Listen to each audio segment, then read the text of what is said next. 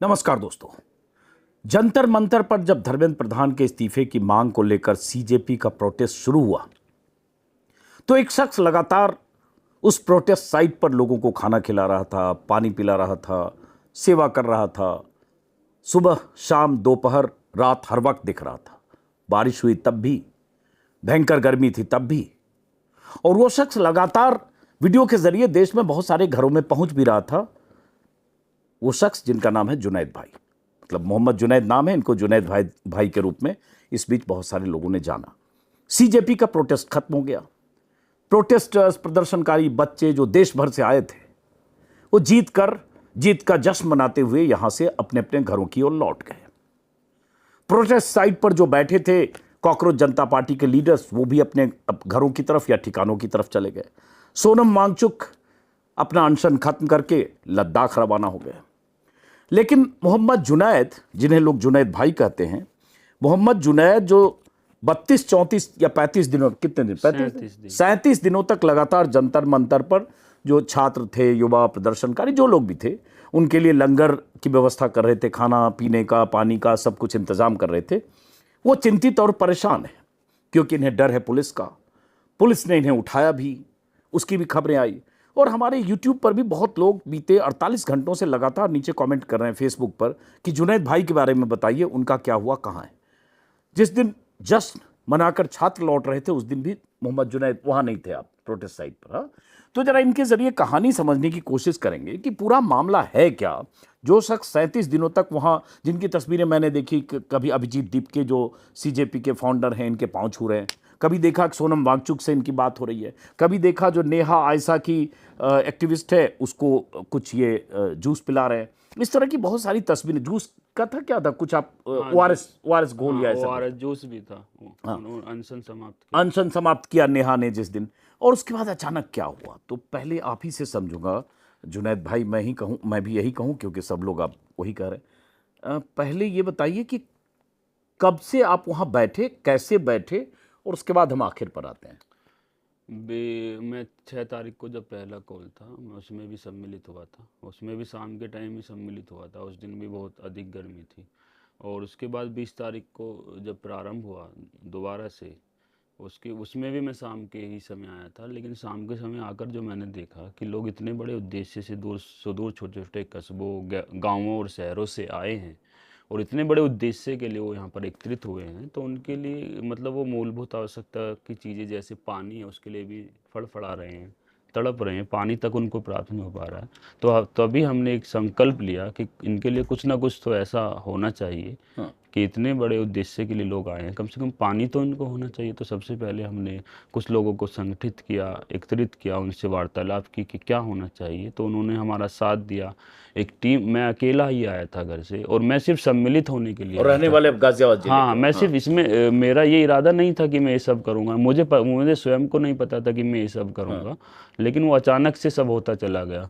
मैंने उन लोगों को, मेरे पास मैं कपड़े भी लेकर नहीं आया था। एक ही कपड़े में कई दिन तक पहना रहा। मुझे मौका ही नहीं मिला फिर उसके पश्चात जाने का। फिर मैंने किसी के जरिए से घर से कपड़े मंगवाए, 1-2 जोड़ी। और तो क्योंकि मेरा तो इरादा सिर्फ उस दिन सम्मिलित होने का था, और उस दिन प्रोग्राम भी 5 बजे तक की परमिशन थी। तो मैं पहली बार जब 6 जून को नहीं, 20 तारीख को भी, अच्छा 20 को जब 20 को भी एक ही दिन की परमिशन थी, 5 तारीख तक की, 5 बजे तक की। हाँ, तो कुछ घंटे सम्मिलित हो गए, अपनी बात रख के या उसमें सम्मिलित हो गए, वापिस से आ ही जाएंगे, क्या ही करना है। तो ऐसा तो कोई इरादा था ही नहीं। तो चूंकि उन्होंने उसको एक्सटेंड किया आगे की तरफ कि हमें जब तक वो नहीं होगा कि हम इसको बढ़ाएंगे, इस्तीफा जब हाँ, उस लगातार पुलिस के जरिए से ऐलान भी होता रहा कि अब आप 5 बजे तक आपका समय था, धरना समाप्त हो गया, अपने अपने घर चले जाइए, इस प्रोटेस्ट साइट को खाली कर दिए। लेकिन हम लगातार वहाँ पर डटे रहे, जमे रहे, पुलिस की इन धमकियों के बावजूद भी।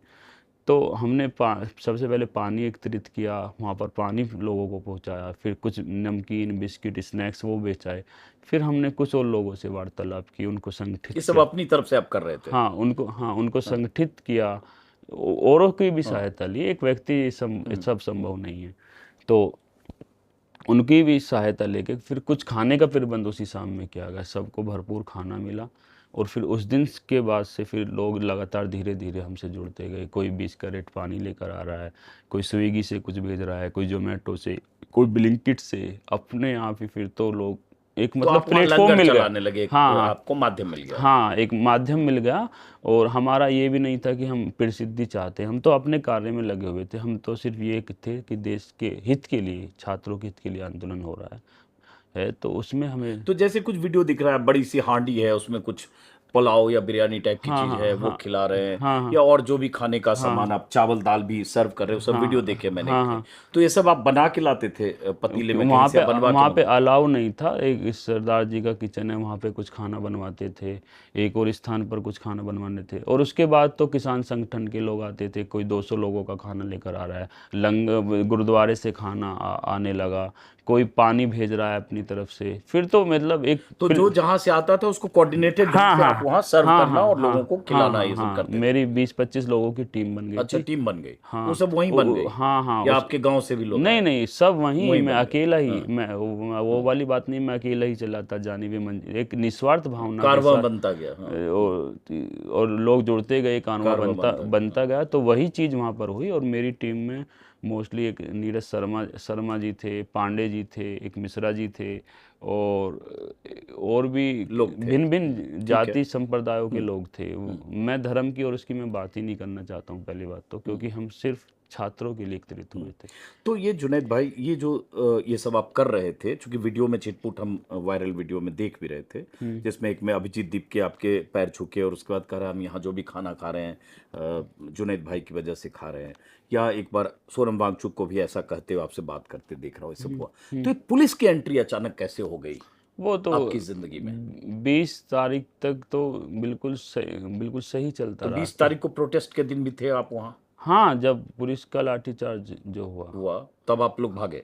नहीं, उस दिन जब गाड़ी में थे अभिजीत दीप के जी, प्रकाश राज जी, और गीतांजलि मैम, और शबाना आजमी जी, तो उन्हीं की सुरक्षा के दृष्टिकोण से, बल्कि कई लोगों को हमने ही स्वयं चढ़ाया अपने हाथों से। और फिर हम भी उसमें रहे, 1-2 घंटे तक मैं रहा। फिर चूंकि उन्होंने मैं 2-3 गाड़ी की, पानियों की गाड़ी हमारी आ रही थी, इन्होंने पूरी नाकेबंदी कर दी। तो उस दिन पानी के लिए वो लोग परेशान हुए। उससे पहली रात में हमने पानी मंगवाया भी बहुत सारा।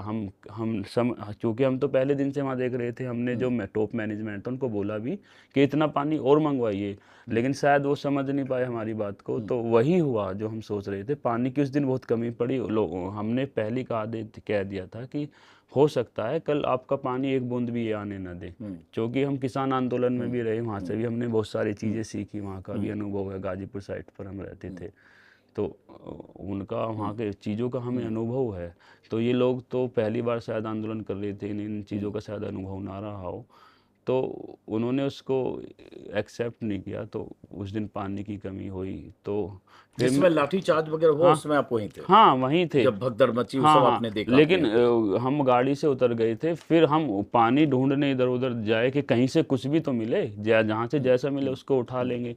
लेकिन फिर जब हम बाहर निकल गए एक बार, फिर उन्होंने हमें अंदर नहीं आने दिया कि वो फिर लाठीचार्ज ये सब। फिर तो हम अंदर उनके पास तक नहीं पहुंच पाए, लेकिन हम पानी की व्यवस्था ठीक है। जितने लोगों तक तो ये सब हुआ, और 20 की शाम को, देर शाम को, फिर लोग प्रोटेस्टर्स, छात्र, युवा सब फिर वापस आ गए हाँ हाँ जंतर मंतर पर, फिर जमावड़ा हो गया। हाँ हाँ उस बीच शाम को उधर लाठीचार्ज के समय गाड़ी में पीछे शायद केरला हाउस के पास गाड़ी लगी थी जिसमें ये सब लोग थे। हाँ ठीक हाँ है। हाँ। अब हम आगे की समझना चाहते हैं। 21, 22, 23 नॉर्मल चला, फिर आप प्रोटेस्ट साइट पर आपने स्टॉल खड़ा किया। 21 को 20 को सारा हमारा स्टेज भी तोड़ दिए, खाने का स्टॉल सब, मतलब हमने जो 20 लीटर की पानी की बोतल थी उनको भी तोड़ दिया। उसकी सिक्योरिटी भी हमारी जमा थी, 150 रुपये की एक बोतल की। वो चलो कोई बात नहीं, वो सब तो बहुत तोड़ फोड़, सब खाना, हमारी बहुत सारी भोजन की चीज़ें थी, हमने जो वो भी सब इधर उधर कर दी। लेकिन फिर से हमने 21 तारीख से फिर से स्ट्रक्चर खड़ा किया, फिर से लगातार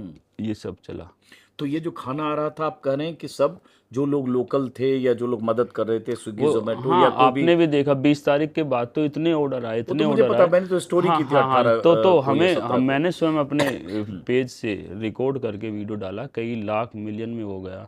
मतलब लोगों ने देखा उसको कि अब प्लीज़ मत भेजिए, क्योंकि हम नहीं चाहते थे कि चीज़ें व्यर्थ बर्बाद हो। हाँ। और इतने अब मतलब अच्छी महंगी चीज़ें आप भेज रहे थे, छाउस की चाय, मैकडी के बर्गर, स्नैक्स। कारीगरी से लेके दुनिया भर वो तो सब हाँ मैंने हाँ रिकॉर्ड किया। हाँ। तो फिर प्रॉब्लम कहाँ से शुरू हुई जो ये खबर आई कि आपको पुलिस ने उठा लिया, और कहाँ पुलिस लेके पहले तो देहरादून हम चली गई? यूपी पुलिस के द्वारा हमारे पिताजी को उठाया कब? 3-4 दिन पहले, मतलब उस शाम के टाइम में वो खाना खा रहे थे, तो 5 बजे उनको उठाया, उनको पुलिस थाने ले। गाजियाबाद में आपके हाँ, घर से? गाजियाबाद में हमारे संबंधित थाने में हम्म। उनको उठाकर लेकर जाया गया, उनसे पूछताछ करी, देर रात उनको छोड़ा गया। उसके पश्चात अगली सुबह फिर से उनको ये उठाया। तारीख बता सकते हैं पिताजी को किस दिन उठाया? तारीख में 22 या 23 तारीख होगी। चले ठीक है, आगे फिर? हाँ, और उसके बाद अगली सुबह फिर से उनको उठाया 9 बजे। और उसके पश्चात फिर मेरी बहन रहती है मेरठ में, उनको उनके ससुर को उठाया, उनके बहनों ही को उठाया। तो कोई औचित्य नहीं बनता इसमें। तो ये पुलिस वाले जो उठा रहे थे, चाहे आपके पिताजी को उठा के ले गए या आपके बहनोई को या उनके ससुर को, बहन के ससुर को, क्या कह रहे थे? हमारा क्या आरोप लगा रहे थे? हमारा कोई आपराधिक रिकॉर्ड नहीं है, सबसे पहले ये बात स्पष्ट कर दूं, शून्य है अभी तक। हमारे घर वालों का कोई आपराधिक रिकॉर्ड नहीं है। वो सिर्फ इसीलिए उठा रहे थे कि हम यहाँ पर क्यों हैं। और इसके पीछे जहाँ तक मैं समझता हूँ एक कारण ये हो सकता है, जहाँ तक मेरी समझ में आ रहा है, कि जब से ये यहाँ पर प्रदर्शन शुरू हुआ होगा, पूरे देश में मोहब्बत की ऐसी जो बयार बही है। आपने इन दिनों में जब से प्रोटेस्ट चल रहा था, आपने हिंदू मुस्लिम का कोई ऐसा वो नहीं सुना होगा कि वहाँ पे हिंदू मुस्लिम हो रहा है या उसने उसको पीट दिया, उसने उसको धर्म के आधार पर मार दिया, क्योंकि मोहब्बत की बयार ही ऐसी चली थी। और मैं समझता हूँ कि वो उसको ब्रेक करना चाहते थे, मुझे वहाँ से रिमूव करके वो ये हटाना चाहते थे, कि बहुत लोग हमसे जुड़ रहे थे, बहुत लोग प्यार अपना भेज रहे थे, इतना सम्मान कर रहे थे, तो एक मोहब्बत पैदा हो रही थी, एक मतलब संगठित हो रहे थे लोग। और ये जो जीत मिल पाई, ये इसीलिए ही मिल पाई, वो संगठित रहे लोग। सही बात। जाति के आधार पर वहाँ पर नहीं बटे, धर्म के आधार पर नहीं बटे, लिंग के आधार पर नहीं बटे, भाषा के आधार पर नहीं बटे, प्रदेश के आधार पर नहीं बटे, सब संगठित रहे, सब एकजुट रहे, सबका उद्देश्य एक रहा, वो अपने मकसद से भटके नहीं। शिक्षा ही उद्देश्य था, उसी के लिए तो सब फिर बोलते। पुलिस ने उसके बाद आपको कैसे पिक किया जो खबर आई कि आपको उठा लिया पुलिस ने? 24 की रात में लगभग 10:50 का टाइम होगा, अभिजीत भाई का फ़ोन आ रहा था। तो वो मेरे परिवार के बारे में पूछ रहे थे कि क्या हुआ भाई आपके साथ, क्या क्या हुआ ये सब। तो मैं उनको बता रहा था। तो आगे की जहाँ पर स्टॉल है वहाँ बहुत अधिक संख्या में लोग थे, कोई मेरे साथ फ़ोटो खिंचवाना चाह रहा था कोई। तो हम पीछे की तरफ गए उनसे बात करने के लिए, ताकि कुछ उनका सुनाई पड़ सके। तो मैं पीछे की तरफ गया, मैंने देखा नहीं, ऊपर की दिशा में मैं देख रहा था। तो संभवतः मेरा पैर किसी कुत्ते के ऊपर पड़ गया, तो मुझे कुत्ते ने ये यहाँ पर काट लिया। अच्छा। हाँ, तो मैंने सोचा ये फैल ना जाए, तो रेबीज का या कुछ ये लगवाना चाहिए। तो मैं तुरंत से अपने एक साथी को लेकर RML हॉस्पिटल पहुंचा। वहाँ पर सब कुछ अच्छे से पर्चा बन गया, 11:17 जैसा पर्चे में लिखा है, उसका साक्ष्य भी। डॉग बाइटिंग का लिखा हुआ, हाँ डॉग बाइट का। मैं चाहो तो आपको दिखा भी। हाँ दिखा दीजिए एक बार, क्योंकि लोग कहेगा कि नहीं इनको तो पुलिस की लाठी पड़ गई, झूठ कुत्ता बोल रहे हैं, लोग कहने वाले कुछ भी बोलेंगे। नहीं, वो आप उसको झुठला नहीं सकते, आप CCTV नहीं भी इसलिए मैं तो डॉग बाइट का आपका प्रेस्क्रिप्शन बना। हाँ हाँ, हाँ ये देख लीजिए आप। हाँ, ये RML का है आपका। हाँ हाँ, हाँ ये डॉग इसमें बाइट टाइम लिखा भी हुआ लिखा हुआ है। ठीक है, डॉग ये बाइट लिखा हुआ है। 11:17। ठीक है, ऐसा नहीं है, ठीक है, आप ठीक चाहे है। कैमरे पे नहीं भी आपकी मैं नहीं कर रहा हूँ, मैं तो जो लोग शक करेंगे उनके लिए, ये इनके पास प्रेस्क्रिप्शन है RML का। ठीक है, हाँ, उसके ये बाद भी बताइए। पुलिस ने अपने पास ही रख लिया, सिर्फ इसका फोटो हमारे पास ओके है। ठीक, उसके बाद क्या हुआ? उसके बाद हम जैसे ही अपने साथी को लेकर, सब कुछ वहाँ पर अच्छे से हो गया। RML में? हाँ हाँ, RML में राम मनोहर लोहिया हॉस्पिटल है। हाँ हाँ हाँ, वो शॉर्ट में RML हाँ बोलते हैं। दर्शकों को बता रहा हूँ। हाँ, तो उसके बाद हम बाहर आए। हाँ, चूँकि वहाँ पर उन्होंने डाटा बंद किया हुआ था, ऑनलाइन हम तो सुरक्षा के दृष्टिकोण से ऑनलाइन ही बुक करते हैं, लेकिन वो संभव ही नहीं था। तो कैब तो हम कार तो बुक कर नहीं सकते, कार वाले तो वैसे ही बिना बुकिंग के वो होता है। तो ऑटो वालों को हमने हाथ दिया, उसने रोक लिया कि भाई हमें वहाँ तक प्रोटेस्ट साइट तक छोड़ दीजिए। तो हम वहाँ तक वापस जाना चाहते थे, मुश्किल से 50-60 मीटर ही दूर चल पाए होंगे। फिल्मी स्टाइल में गाड़ी आती है और सामने ऐसे लग जाती है, उसमें से 4-5 हट्टे कट्टे लोग निकलते हैं, और 2-4 इस दिशा से, 2-4 इस दिशा से, दोनों तरफ से ऑटो की तरफ आते हैं। हमें बीच में, मुझे और मेरे एक साथी को घेर लेते हैं। प्रथम दृष्टया तो मैं डर गया कि ये मतलब कुछ असामाजिक तत्व भी हो सकता है। गाड़ी कौन सी थी? गाड़ी संभवतः एक वाइट कलर की स्कॉर्पियो गाड़ी थी, उस पर कोई नंबर भी नहीं था। अच्छा ठीक है। हाँ उसके बाद हाँ, जो टाइमिंग है उसके अनुसार आप मतलब अगर चाहें तो वहाँ पर अगर सीसीटीवी का कोई निकल सकता है तो उसके बाद वो हमें अपनी गाड़ी में ले जाने लगे। हम कहने लगे भाई हमें क्यों लेके जाना चाहते हो, कि घबराइए मत, हम दिल्ली पुलिस से हैं। कि मैंने कहा कि भाई अगर कोई कार्ड वगैरह हो तो वो दिखा दे तो थोड़ी संतुष्टि हो जाए। तो उन्होंने हल्का सा कार्ड दिखा, उस पर लिखा था दिल्ली पुलिस का। तो फिर वो अपनी गाड़ी में बिठाए, फिर गाड़ी में बिठाते ही हमारी आँख पर उन्होंने पूरी पट्टी बांध दी, काली अच्छा। पट्टी। हम्म। हमें कुछ नहीं दिखा। फिर हमारे दोस्त के भी ऐसे ही किया, उसके पास 2 फ़ोन थे, उसके फ़ोन ले लिए, मेरे पास ये फ़ोन था, वो मेरा फ़ोन भी ले लिया। फिर पूरी रात उन्हीं की मतलब जब से फिर उन्हीं के पास फ़ोन रहा, हमसे बोले कि 10 मिनट में आपको फ्री कर देंगे, कोई बड़े अधिकारी आएंगे, वो आप उनसे बात कर लेना, अगर आपने उनके प्रश्नों का संतोषजनक उत्तर दे दिया तो हम आपको तुरंत से छोड़ देंगे। तो लेकिन कोई बड़े अधिकारी पूरी रात तक नहीं आए। पूरी रात हम आँखों से ऐसी ही पट्टी बंधी रही गाड़ी में लगातार। बैठे रहे। गाड़ी में नहीं बैठे रहे, हाँ। गाड़ी 20-25 मिनट तक चली, फिर किसी अज्ञात स्थान पर वो लेकर गए, क्योंकि हम देख ही नहीं पा रहे तो हम क्या बताएं। तो गाड़ी से उतारा फिर हाँ, आपको? गाड़ी से हाँ। उतारा, फिर एक दो फ्लोर चले भी वो, और फिर हमें वहाँ पर एक स्थान पर रखा गया। ओके। ठीक है, पट्टी लगातार बंधी रही, उनका साफ निर्देश है पट्टी हटी तो समझ लेना क्या हो सकता है। तो पट्टी हमने हटाए नहीं, वो और लगातार आपका जो दोस्त दूसरा था उसको भी रखा? उसको भी पट्टी बंधी ओके रही। ठीक है। उसके बाद हाँ, उसके बाद पूरी रात हम वैसी पट्टी बंधी रही। बैठे वो रहे पूरी बात आप नहीं, किस? बैठे नहीं रहे, उन्होंने लेटने का भी दिया। वही जो भी घर जो या जो भी था, हाँ हाँ, जो जो भी भी बात ठिकाना। है, जो हाँ। सच्चाई है वही बताऊंगा। खाने के लिए उन्होंने पूछा, पानी के लिए भी लगातार पूछ रहे थे वो। और उन्होंने कोई हमें टच भी नहीं किया कि कोई मारा पीटा, ऐसा भी कुछ नहीं किया। लेकिन पट्टी लगातार हमें बंधी रही। और वो प्रातःकाल हो गया, फिर पूरी रात ऐसी रही। फिर 11:30-12 बजे का टाइम हो गया संभवतः। तो फिर क्या नाम है, वो अधिकारी आए हमसे मतलब आप देखें शाम को कितने बजे लगभग उठाया आपको आरएमएल के पास से? 12 या 12:15 होंगे। रात को? हाँ अगले दिन 12 बजे, मतलब लगभग 12 घंटे हो गए। हाँ। ठीक है। आगे? तो लगभग 12 बजे वो अधिकारी आए, उन्होंने हमसे प्रश्न किए, हमने उनके उत्तर दिए।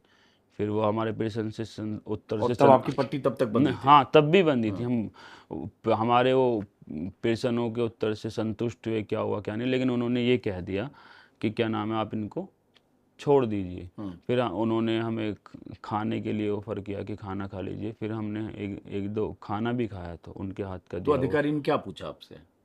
यही पूछ रहे थे कि आप कहाँ से इतना फंड जुटा रहे हो, ओके। और कहाँ से ये सब कर रहे हो, और आप क्यों कर रहे हो, कि आप कहाँ से आते हो। हमने कहा हम गाज़ियाबाद से आते हैं। कि कितना दूर होगा, कि 35-40 के आसपास होगा। कितनी दूर से, तुम्हें क्या ज़रूरत है, इतने दिन से यहाँ पे क्यों लगे हो, क्या ज़रूरत है। ये उल्टी बहुत सारे इस प्रकार के प्रश्न थे, जो अच्छे, एक गलत, इसमें कौन सा मतलब वो गुनाह। जानना चाह रहे थे कि आप यहाँ क्यों इस प्रदर्शन में या इस आंदोलन में खाना पीना क्यों खिला रहे हो या इंतजाम क्यों कर रहे, क्यों लगे हो? हाँ ये? वो तो हम इसीलिए लड़े। हम स्वयं छात्र रहे हैं। हम छात्र शुरू से छात्रों के लिए संघर्ष करते आए हैं। हम लगातार, पहले, अब ये तो हमारा चेहरा चमक गया, लेकिन हम शुरू से ही संघर्ष करते आए हैं। छात्र जीवन से ही हम लगातार उनके लिए आवाज़ उठाए हैं। फिर चाहे उसके बाद क्या हुआ? उसके बाद उन्होंने हमें गाड़ी में बिठा लिया, मुझे भी मेरे साथी को भी। वो 5-6 घंटे कंटिन्यू गाड़ी चलती रही, आपकी पट्टी बंदी है? पट्टी लगातार, जब तक तो उन्होंने आपने नहीं पूछा छोड़ा। नहीं मुझे कहाँ ले जा रहे हो? हम लगातार प्रश्न करते रहे, वो बताए नहीं कि आप शांत रहिए, आपको छोड़ देंगे, तो कुछ नहीं आपके होगा। दोनों तरफ लोग बैठे थे गाड़ी में अंदर? हाँ हाँ, दोनों तरफ। आप दोनों बीच नहीं में नहीं, बैठे? हाँ। उन्होंने, बड़ी गाड़ी थी, पीछे की दिशा में एक इस साइड होता है, एक उस साइड होता है। तो पीछे तो उस पीछे की दिशा में हम थे, लेकिन उन्होंने कहा कि चेहरा नीचे करके ओके ठीक है। बैठे रहिए, बस शांत, हम आपको छोड़ देंगे। लेकिन अंदर से डर भी लग रहा था कि कोई अप्रिय घटना ना घट जाए, क्योंकि चूंकि किसी को हमारे बारे में पता नहीं था, हम कहाँ हैं, हमारा मोबाइल भी हमारे पास नहीं था किसी को कुछ बता सके। हमने बोला भी, क्योंकि उन्होंने साफ मना कर दिया कि फ़ोन पे कोई बात नहीं कर सकते हैं। तो लगातार 5-6 घंटे कंटिन्यू गाड़ी चलती रही। फिर हमें उन्होंने किसी जंगल, अज्ञात रोड पर ही, अज्ञात स्थान पर छोड़ा वहाँ पर। तो हमने हमने पहले देखना चाहा कि कहीं पे कोई लिखा हुआ तो नहीं है, कहीं कोई बोर्ड हो या कुछ चीज़ हो। तो वहाँ पर कुछ ऐसा लिखा नहीं, तो एक राहगीर जा रहे थे, हमने उनसे पूछा कि हम कहाँ पर हैं, तो उन्होंने बताया कि आप उत्तराखंड में हो, मंसूरी देहरादून।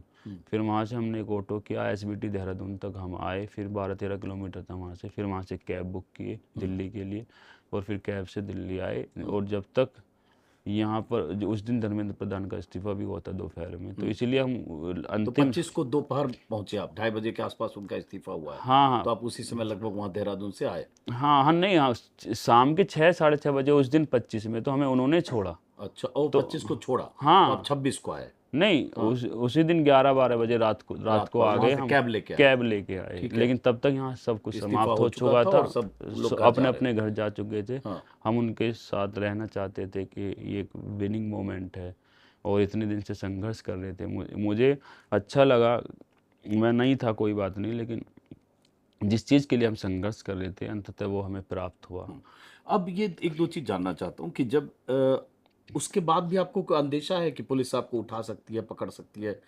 कोई अंदेशा तो नहीं है अभी आपको, या है? जैसा उन्होंने थ्रेट दिया कि एनएसए लगा देंगे, यूएपीए ये लगा सब देंगे, किसी ने थ्रेट दिया आपको, उन्होंने वहीं से, पुलिस वालों ने, हाँ कि गाड़ी में जो थे? हाँ किसी से कोई बात मत करना, किसी को कोई बात मत बताना, और अब अपना जीवन जियो सामान्य, किसी से इस प्रकार के आंदोलनों में शामिल मत हो, आपको क्या मिल रहा है, आप सब लोग छोड़ के भाग जाएंगे, आपको कोई साथ नहीं देता, आप पे एनएसए लग जाएगा, यूएपीए लग जाएगा अगर इसमें आप एक ही नहीं। मिस्ट्री लग रही है जुनैद भाई, कि पुलिस वाले दिल्ली पुलिस यूपी को पार करते हुए उत्तराखंड ले जाकर 250 किलोमीटर आपको क्यों ले गई, कुछ पता नहीं चल रहा है। उनको ये करना होता तो यहीं कहीं आउटर दिल्ली में भी हिरासत में बंद कर देते, कहीं इलीगल कस्टडी होती है, कुछ भी कर सकते थे। गाजियाबाद पुलिस ही ऐसा कुछ कर सकती थी। हाँ, लेकिन उन्होंने ऐसा क्यों किया, ये हमारी समझ में नहीं है। 5-6 घंटे कंटिन्यू गाड़ी चली है, उसके पीछे क्या कारण हो सकता है, क्या?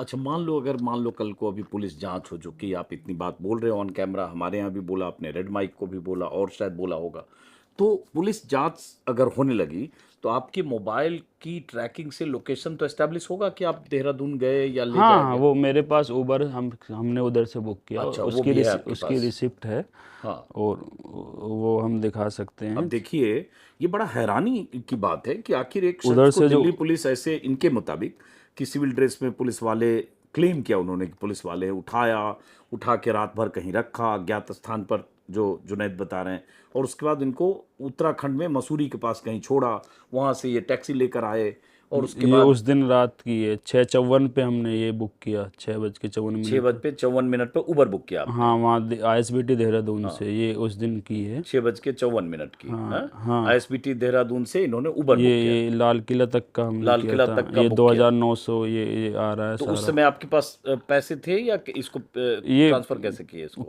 किसी साथी से हमने बात किया, करवाए। मोबाइल उन्होंने उतार के आपको मोबाइल दे दिया? हाँ उतार के मोबाइल देते, लेकिन हमारे पास आने तक के भी पैसे नहीं थे, किसी साथी से ड्राइवर के नंबर पर ही करवाए। अब ये बड़ा मतलब मिस्ट्री है कि ये करने के पीछे पुलिस की मंशा क्या थी, और इसकी जांच होनी चाहिए वाकई कि आखिर पुलिस ने ऐसा क्यों किया। अब ये देखिए जुनैद साहब, मैं 2-3 वेबसाइट की खबर पढ़ रहा था, जैसे स्क्रॉल में है, मेरे ख्याल से न्यूज़ 18 में है, और भी जगह, जिसमें मेरठ का जो के एसएसपी का बयान है, जिसमें वो कह रहे हैं कि ऐसा कोई नहीं है। मेरठ के वरिष्ठ एसएसपी मतलब अविनाश पांडे ने कहा शनिवार को कि ऐसी कोई जानकारी मेरे संज्ञान में नहीं है। जब खबर आई कि मेरठ पुलिस ने जुनैद के परिवार की को उठा लिया या परिवार में से किसी के खिलाफ एक्शन लिया, ऐसे पुलिस वालों की तरफ से इनकार है।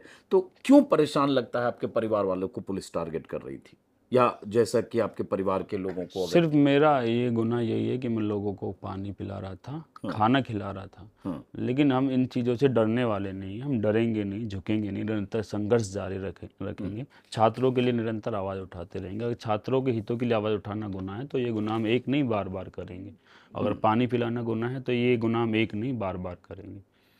जुनैद, ये बताओ, जैसे किसी वेबसाइट में, ये कहाँ स्क्रॉल में है, कहाँ है, जिसमें एक खबर है कि आपके हवाले से कि पुलिस ने मेरठ में रहने वाले आपकी बहन के ससुर और साले को हिरासत में लिया, गाजियाबाद के थाने ले गई, और बैंक पासबुक और परिवार के सदस्यों के आधार कार्ड भी, आपके माता पिता भाई बहनों के, ये सब हाँ ले लिए। ये सब लिया, बैंक की पासबुक सबके लिए, सबके आधार कार्ड उन्होंने लिए। हाँ, तो उससे कहीं वो ये ट्रैक करना चाह रहे हैं कि आपके पास कहीं बाहर से पैसा आ रहा था, और हाँ आप वो इसमें जो खर्च भी वो कर। करना चाह रहे हैं, लेकिन ऐसा कुछ हुआ नहीं। आप जांच कर सकते हैं, स्वतंत्र हैं, जांच करने का आपका अधिकार है, मेरी भी करिए, उनकी भी करिए।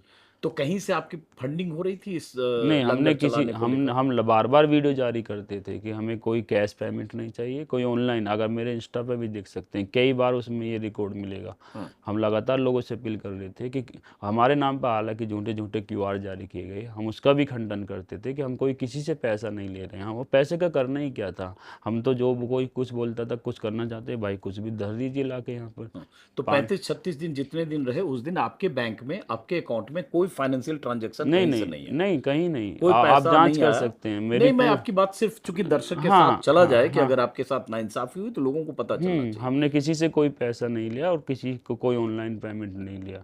और जो भी वहाँ खाने का सामान आ रहा था लोग मदद हाँ, कर रहे लोग थे, दे रहे थे। मदद करके दे रहे थे। हम्म। तो अब ये बहुत बड़ा सवाल है कि फिर ये पुलिस ने ये मिस्ट्री के ढंग से आपको उठाकर ऐसे क्यों किया? आपको क्या लगता है? मैं तो ये इसके तो फिल्मी टाइप की कहानी लग रही है हाँ, कि मैं तो आंख में पट्टी बंद किया और रात भर रखा, फिर कोई पुलिस अधिकारी भी आए, फिर उन्होंने आपको कहा छोड़ दो, फिर ले जाके वो मसूरी में छोड़ा। पता नहीं इसके पीछे क्या कारण हो सकता है। पता नहीं, समझ ही नहीं पा रहा हूँ। तो अब आपके परिवार वाले सब अभी घर में हैं, बहन अभी तक तो बहनोई सब? सुरक्षित हैं, और बाकी भविष्य के गर्भ में क्या होता है आगे। तो आपको अभी क्या आशंका है जुनैद? आपको आशंका है कि कुछ ना कुछ गलत हो सकता है आगे भी। पुलिस से डर है? आपको हाँ, पुलिस थोड़ा गलत कर सकती है कुछ? कुछ ना कुछ हो सकता है, क्योंकि ये सारी बातें मीडिया में जा रही हैं, तो हो सकता है कुछ ना कुछ। तो आपने इस बारे में, चूंकि आप 36 दिन तक कॉकरोच जनता पार्टी के लिए वहाँ काम कर रहे थे, उनके लोगों के लिए, प्रोटेस्टर्स के लिए लंगर लगा रहे थे, जैसे भी आप कर रहे थे, तो अभिजीत दीपके या सौरभ दास या आशुतोष रांका, इन लोगों ने आपको बात की लीगल मदद के लिए या कुछ भी? अब क्या है, लीगल का काम हमारी पार्टी का वो देख रही हैं। आपकी पार्टी? रत्ना जी, मतलब सीजेपी अच्छा, ओके। सीजेपी की रत्ना जी देख रही हैं, तो वो ही हैंडल कर रही हैं। उनके भी कई बार फ़ोन आए, बाकी किसी अन्य लोगों का तो फ़ोन नहीं आ पाया मुझे। तो बड़ी हैरानी हो रही भाई, हो अभिजीत सकता है दीपके। वो बिजी हों या कोई। कितना बिजी होंगे भाई? अभिजीत दीपके आपके पैर छू रहे हैं, वो वीडियो मैंने देखा, पैर छू के कह रहे हैं इनकी वजह से हमें खाना मिल रहा है। सोनम वांगचुक के समय भी वही बोल रहे हैं, वो बार बार उनके वीडियो, अभिजीत दीपके के वीडियो, आपसे यहाँ मिलने से पहले उनके वीडियो देख के आया। फिर तो अभिजीत दीपके को जब इतना बवाल हो रहा है, 72 घंटे हो गए इस बात को, तो आपके पास मिलना भी चाहिए, आपको अप्रोच भी करना चाहिए। हो सकता है वो बिजी हूँ, टाइफाइड वगैरह हो रहा है, लेकिन मुझे आशा है कि वो जब भी समय मिलेगा वो या तो फ़ोन पे बात बस हो गया। करेंगे या कुछ चलिए, कर। तो बहरहाल आप तो लीगल मदद ले रहे हो कहीं इसमें, इस मामले में? हाँ हाँ, बाकी हमारे भी वकील के लगे हुए हैं। हाँ। हाँ। और आप कह रहे हो आपका या आपके बहन बहनोई, आपके माता पिता, परिवार में किसी पर कोई पहले से कोई मुकदमा नहीं? शून्य शून्य। सुनिए, चलिए ठीक है, बहुत बहुत शुक्रिया। चूंकि एक दो एडवोकेट से भी बात करें जुनैद साहब, बहुत बहुत शुक्रिया। देखते हैं, कानून सबके लिए बराबर होता है, और आपने जो किया है वो बहुत ही भाईचारे की, सांप्रदायिक सद्भाव की, सौहार्द की एक मिसाल है। मुझे लगता है आपके साथ कोई गलत नहीं होगा, ये उम्मीद हम करते हैं। बहुत बहुत शुक्रिया।